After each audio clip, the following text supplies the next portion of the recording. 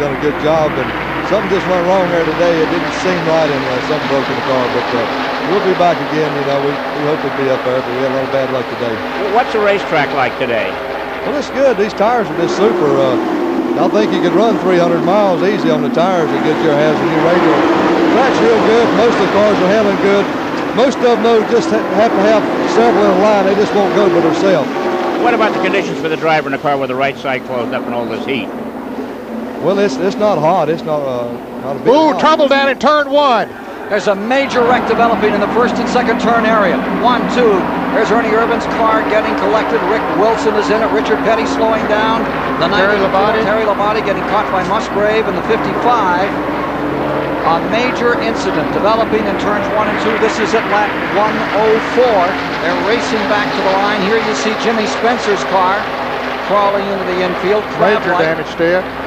End of the day for him. Field running back to the line. Safety, of course, the caution is waving toward position here. They're staying down on the grass as they go out to turn 1. Field coming by, being woed.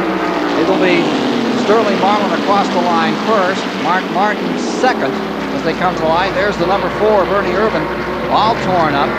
He was collected in that incident. Again, it was lap 104 where it all broke loose up in turns 1 and 2. Jimmy Spencer clambering out of car number 98. What a bad break for Travis Carter. Harold Elliott's going to go to work. And let's see if we can see what happened here in turn number 1. Where did it begin? Well, Ernie Irvan slipped sideways going into the turn. Now, whether he was tapped was that Buddy Baker right behind him. They were running awfully close together, and then he backs up into the car number 68 of Bobby Hamilton, and Rick Wilson right there with nowhere to go, and that's Spencer's car on the left up against the wall. Richard Petty spinning down on the inside. You can see Dale Jarrett getting down on the flat. He got through the mess. Ernie Irvan took a left and a right there. Looks like he was collected by Lake Speed after he was initially hit on the outside. You see Wilson's car coming down. So it looks like a 12-car melee down here in turn number 1. There's the second part of that incident. That was late in the action. It just happened here on the first and second turn up on the 33-degree banking. Again, it started near Ernie Irvan's car. Well, it's ironic, Ken, that he would be involved here after his speech to the drivers in the drivers meeting this morning. Again. And let's see, so we see him go into that turn. You'll see him get turned right there. I think he got tapped. He might have got tapped a little bit by Buddy Baker. They were awfully close together going into that turn. And around he went and shot him right back up in front of a number of other cars, really blocking the racetrack. Richard Petty got through it and spun. I think his car is all right. You see it spinning, but that was evasive action as he almost was ambushed down there by those spinning machines. We'll return with more live coverage of the Diehard 500 from the Talladega Super Speedway after this message and a word from your local station.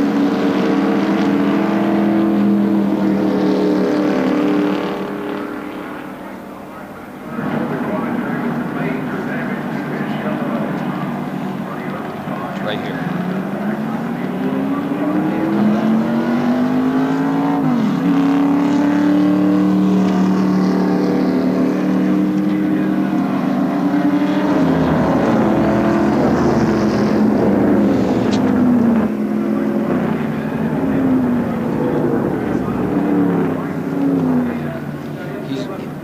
See that line?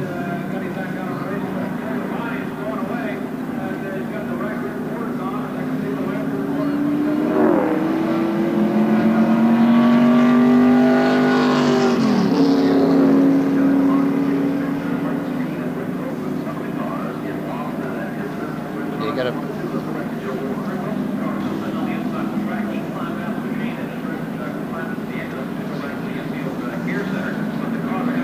Looks like he was.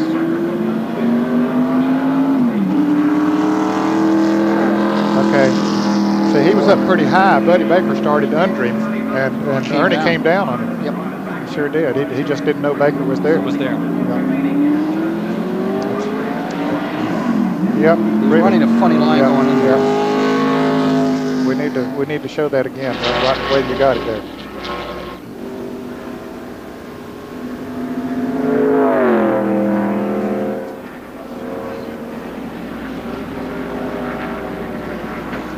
Well, we need to be on pit road with those stories of who got banged up there and what they're who's going to come back. Yeah, I'd like to. Chad Little made a great move in getting through that deal.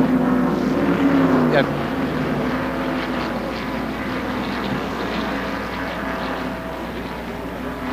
Can I have a list of those in the wreck? Thank you.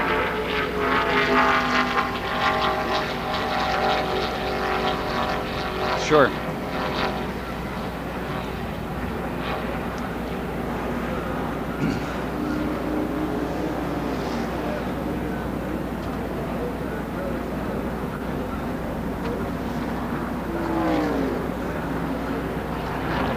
Keep watching 60 Minutes this summer. We'll try to make it worth your while with stories you might have missed and stories you've told us you wanted to see again. That's 60 Minutes tonight, followed by Murder, She Wrote, and finally the CBS Sunday movie, Angel of Death, with Gregory Harrison and Jane Seymour. That's tonight on CBS. Let's go down on pit road. Neil Bonnet with one of the victims of this crash in turn 1. Ken, we're down here with Ernie. You know, after this morning, I know you want to get in here and get wound up in one of these things, and he said it's just an unavoidable deal. You're right in the middle of a big pack, and it's just tough out there right now, isn't it? Yeah, you know, I was sitting there playing it real patient. You know, me and Rusty got way behind, and we decided to just, you know, we were drafting together and was running awful good, and then caution come out, and that's when the trouble happens. And we got tapped from behind a little bit. I don't know who it was, and it's one of them deals, Neil. Looks like they got to do a little work to get this thing back in there for you. Yeah, I don't know if they'll get it back together or not, but we'll work on it. All right, bud, thank you. Yeah. Back to you, Ken. Let's take another look in replay at this incident, which has brought out the third caution of the day. Next okay, we see the circle there, and you see the yellow car of Irvan there, up about in the middle of the racetrack. Now let's watch as they go in. See, he comes down just a little bit. Buddy Baker in the red car had committed himself for the bottom lane, and I'm sure Ernie didn't know Buddy was there, and it don't take much. He just tapped him a little bit, and it sent Ernie spinning around and then backed up into the other traffic. Knocked Spencer on the end of the wall on the outside. Now let's watch this 19 car following Richard Petty through there. Look what a great move he makes. Dale Jarrett right behind him. Dale gets down on the flat part of the apron, but Little goes right through there, gets back up on the banking, comes through there unscathed. So there you see Ernie Irvan's car. Well, I tell you, he's in third place coming into the points.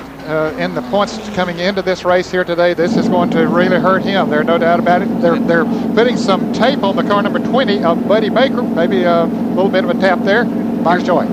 Well, Ned, they're also got a piece of sheet metal there trying to improve the aerodynamics on Buddy's car so he can get back out there and run up in the lead pack. As you mentioned, he's a former winner here. He's the fellow that drafted Ron Bouchard along to where Bouchard scored that great last lap 3-wide victory against Terry Labonte and Darrell Waltrip in his rookie year. 15-second penalty on Baker. During that pit stop, counted David If, the crew chief, counted guys over the wall. Baker's version is that Irvan did come down the racetrack on him after he was already there and committed to the bottom lane, and clearly Buddy was right in the Ernie Irvan's blind spot off that left rear quarter panel. So now a heated argument between the crew chief and the NASCAR official over the penalty that was just assessed, and well, would have been a good day for Buddy Baker racing to the front is now taking quite a turn. Well, of course, the 15 seconds won't hurt him nearly as much during a caution period as it would if it had been during green flag. Well, they're going to have to brute strength that one back if they hope to go out and run for points at all. A year ago, he finished this event in 6th. Ernie Irvan today will be well down before this one's over. That's the third caution of the day in the Diehard 500. Major incident. Back with more on that story in a moment.